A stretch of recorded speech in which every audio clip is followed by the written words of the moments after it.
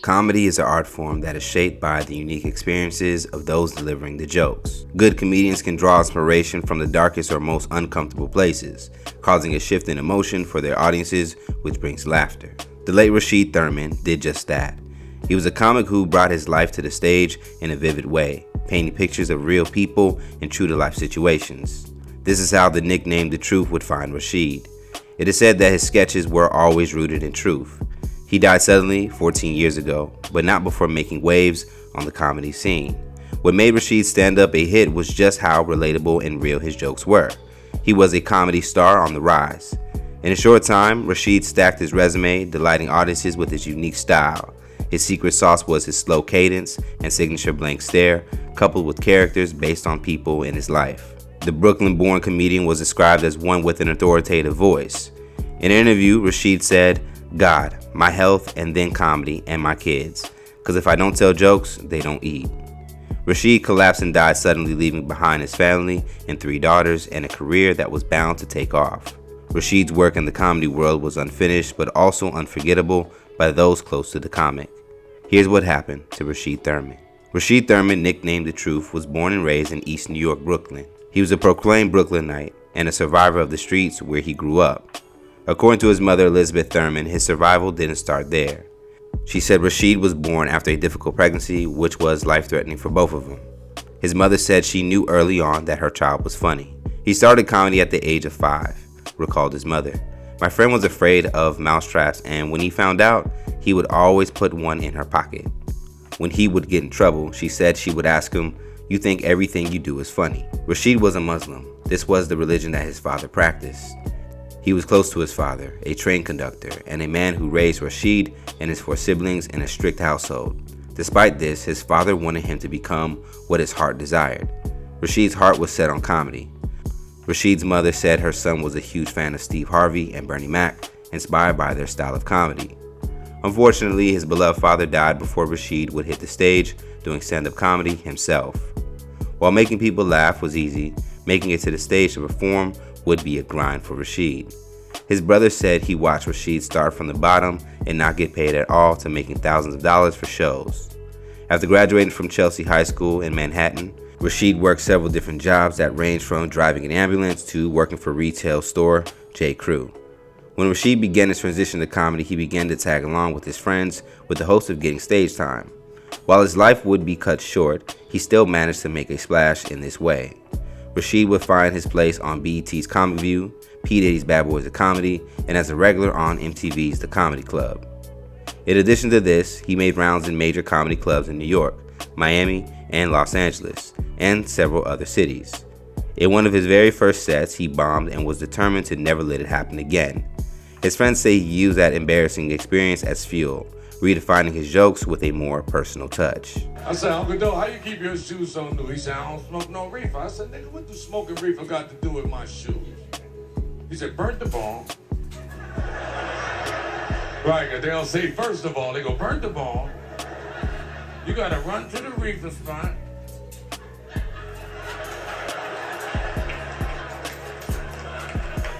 Then you and your buddies, y'all gotta run down the street and get you one of them damn cigars. Then y'all sit on the stoop and you roll up your little stupid ass reefers. Then y'all run up in the building, you smoke your little stupid ass reefers. Then y'all go back to the store when you finish cause you hungry. See, that put a lot of wear and tear on your shoes.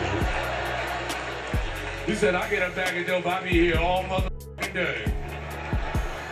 Once he started talking about his family and stuff, he really started finding his niche in the game. His friend and comedian Smokey Suarez said. Those who shared the same comedy circuit said Rasheed was cocky with his stage presence at times, but he would continue to back it up with his jokes. Much of his comedy inspiration came from his upbringing in the Big Apple, a city known for its diversity and culture.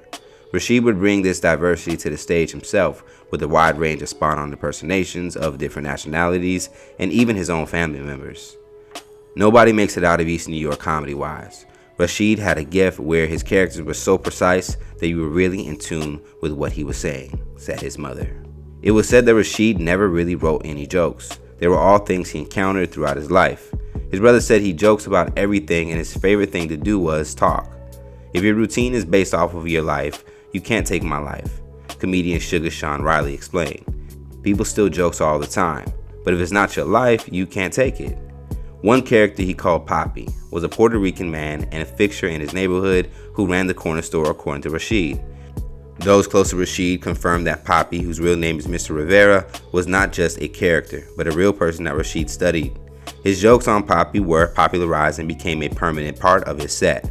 Another character was Uncle Dope, who was based on an uncle with a substance abuse problem that was endeared by his family. Rasheed actively pursued comedy for 10 years, and in this short time blazed a path that landed him on some of the biggest comedy stages at the time.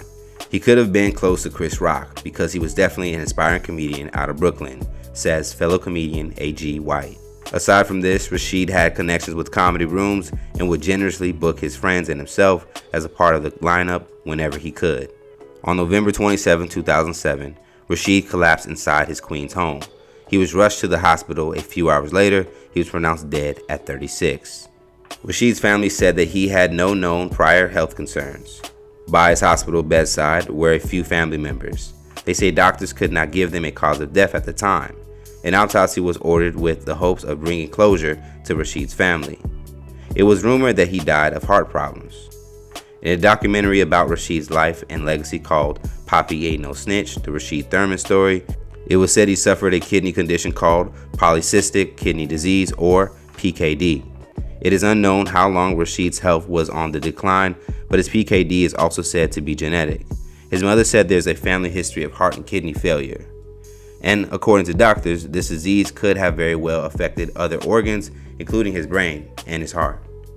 His friends and family said Rasheed had just come back from England and his death came at a really bad time because he was a star on the rise. His passing sent shockwaves through the comedy community. Rasheed was one of the first comedians that made comedians think about their health.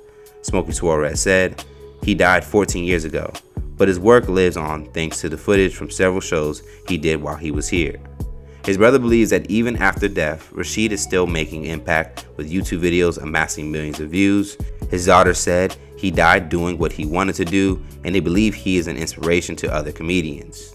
His fellow comics say they have never known anyone to have the ability to tell jokes in the way Rasheed did. Time has proven it is only a recipe that Rasheed can cook up. A taste of Brooklyn, how he saw it, and shared it with the world. He was always gonna be the boy from Brooklyn. His mother said he was proud of where he came from. Storytelling is a style of comedy that is well beloved among everyone. The ability to create characters and scenarios on stage have only been mastered by all-time greats. Richard Pryor had Mudbone. Eddie Murphy would seamlessly go back and forth between playing himself and several members of his family, while Whoopi Goldberg was familiar with character roles too. Rasheed Thurmond painted the picture of an entire world when he was on stage telling jokes, making everyone who heard him resonate with the work he's done. In a short time, Rasheed Thurmond accomplished what most comedians don't in a full career. He's got several memorable jokes, characters, and an influence that carries on for the next generation to follow through, which is why Rasheed Thurmond will always be considered one of the bad boys of comedy. Stay up to date with the latest news and comedy by subscribing here to our YouTube channel and follow Comedy Hype across all social media. For Comedy Hype News, I'm Jay Will.